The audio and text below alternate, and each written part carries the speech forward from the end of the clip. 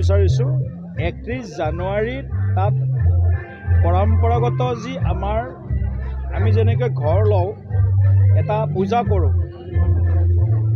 ঘৰ লওঁ এটা পূজা কৰোঁ, ঘৰ লোৱা পূজা কৰা আৰু সিদিনাই আমি ঘৰটোত থকা, এইটো আমাৰ নিজৰ যি আমাৰ পৰম্পৰা বা সংস্কৃতিৰ কথাটো কৈছোঁ, আমি সেনেকৈ কৰি থাকোঁ। 31 তাৰিখে কেৱল মাত্ৰ পূজা বা যিখিনি আধ্যাত্মিক ধাৰ্মিক পৰ্ব আছে সেইখিনিয়ে সম্পন্ন হৈছে, কাৰ্যালয় উদ্বোধন হোৱা নাই। এইটো সম্পূৰ্ণ এটা মিছা কথা এটা মানে কোনোবাই ব্যক্ত কৰিছে, প্ৰকাশ কৰিছে। 31 তাৰিখে ধাৰ্মিক আধ্যাত্মিক যিখিনি কৰ্ম সেইখিনিয়ে সম্পন্ন হৈছে। আৰু আমি যোৱাকালিহে আনুষ্ঠানিকভাৱে মাননীয় মুখ্যমন্ত্ৰী ডাঙৰীয়াৰ কৰ কমলেৰে আৰু আমাৰ উপস্থিতিত আমি এই কাৰ্যালয়টো বাজানী মণ্ডলৰ কাৰ্যালয়টো আমি শুভ উদ্বোধন কৰিছোঁ। মুখ্যমন্ত্ৰী অহাৰ সময়ত আমি সকলোৱে জানো যে যথেষ্ট ভিৰ হয়, কাৰ্যকৰ্তা, সমৰ্থক, শুভাকাংক্ষী, সাধাৰণ জনতাও আহে। কাৰ্যালয় যিটো আমাৰ চৌহদ তাত যথেষ্ট সংখ্যক লোকৰ ভিৰ হৈছিল, কিন্তু যেতিয়া আমাৰ দলত এটা নিয়ম আছে, পৰম্পৰা আছে, আমাৰ দলৰ এটা সংস্কাৰ আছে আৰু আমাৰ দলৰ এটা অনুশাসন আছে যে মুখ্যমন্ত্ৰীয়ে হওক বা যি নেতাই নাহক সেই পৰম্পৰা আৰু শৃংখলাটো মানি চলিব লাগে। কালি সেইটো মুখ্যমন্ত্ৰী ডাঙৰীয়া আহোঁতে প্ৰথম পৰ্যায়ত চব ঠিকে আছিল। আমি আনুষ্ঠানিকভাৱে যেতিয়ালৈকে আমি আমাৰ কাৰ্যালয়টোৰ দুৱাৰ মুকলি কৰিলোঁ, ফিটা কাটিলোঁ, তেতিয়ালৈকেও ঠিক আছে।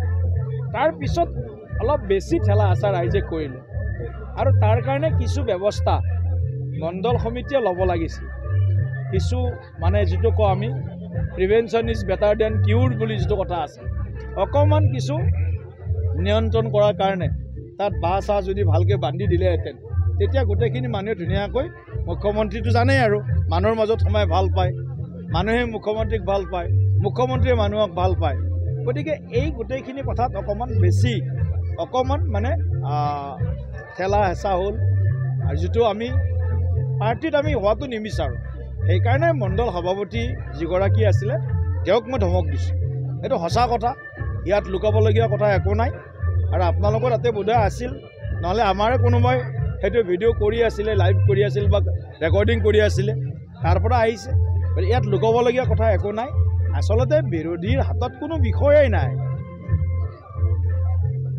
মাননীয় মুখ্যমন্ত্ৰী ডক্টৰ হিমন্ত বিশ্ব শৰ্মা বা জয়ন্ত মল্ল বৰুৱা ডাঙৰীয়া বা আমাৰ বিধায়ক, আমাৰ কাৰ্যকৰ্তাৰ মাজত আমাৰ একতা, আমাৰ মাজত যিটো বুজাবুজি, তাত মানে লেখ মাত্ৰ তাত কোনো আমাৰ ইয়াত প্ৰভাৱ নাই।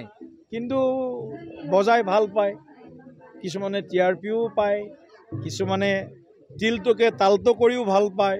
গতিকে মোৰ তাত কোনো আপত্তি নাই। কিন্তু এটা কথা স্পষ্ট, এনেকুৱা মণ্ডল সভাপতিক মই যেনেকৈ কালি ধমক দিছোঁ, ধমক মানে এইটো মানে মৰমৰ অনুশাসনৰ ধমক, ব্যক্তিগত কোনো ধমক নহয়, হাই কাজিয়া নহয়। এইটো দল চলাব লাগিলে শৃংখলাবদ্ধতা প্ৰথম বিষয়।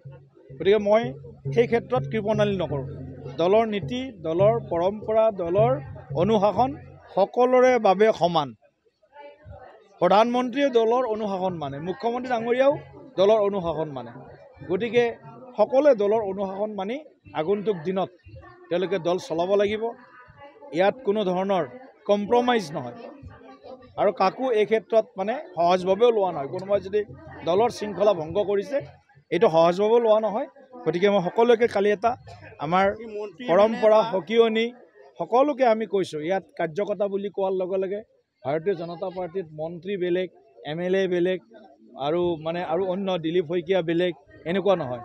বুথৰ সভাপতিৰ পৰা ৰাষ্ট্ৰীয় সভাপতিলৈকে অনুশাসন সকলোৰে বাবে সমান, একে অনুশাসন।